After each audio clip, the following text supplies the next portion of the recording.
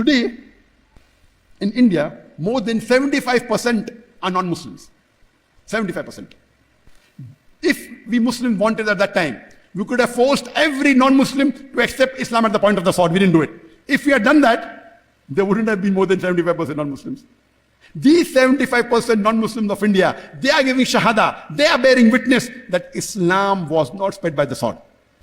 At that time when we ruled India for 1,000 years, the Muslims that they wanted, they could have forced every non-Muslim to accept Islam. But they didn't do it.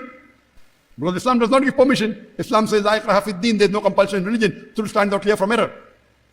So these more than 75% non-Muslims of India today are giving shahada. They are bearing witness that Islam wasn't spread by the sword.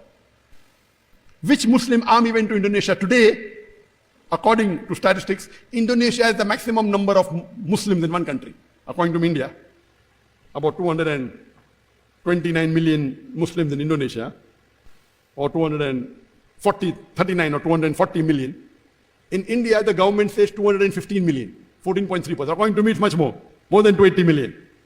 More than 20% are Muslims.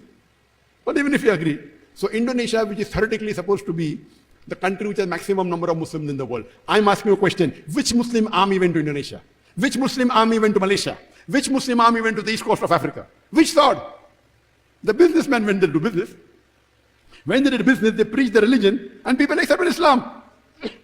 Which army went to Indonesia? Which army went to Malaysia? Which army went to Gambia? Which army went to the east coast of Africa? To Senegal?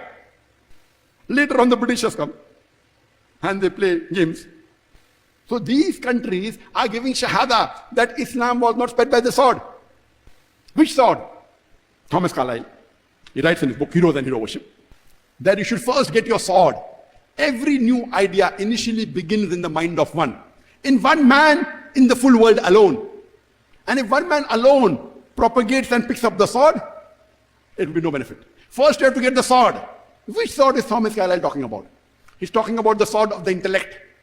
I started my talk by quoting a verse of the Quran of Surah Nahl, chapter number 16, verse 1, where he says, "Udu ila sabili rabbika bil hikmah wal mau'izati al hasana wajadum billati ahsan." Invite all to the way of their Lord with wisdom and way of preaching, and argue with them and reason with them in the ways that are best, most gracious. It's the sword of the intellect. It's not the sword of steel. Even if we had the sword of steel, we could not use it. Allah says in Surah Baqarah, chapter 2, verse 256, "La ikraha fid din," there's no compulsion in religion. Truth stands out clear from error. Anyone who holds and grasps the hand of Allah subhanahu wa ta'ala, He will take you from darkness to light. There's no compulsion in religion. It is the sword of intellect, sword of hikmah.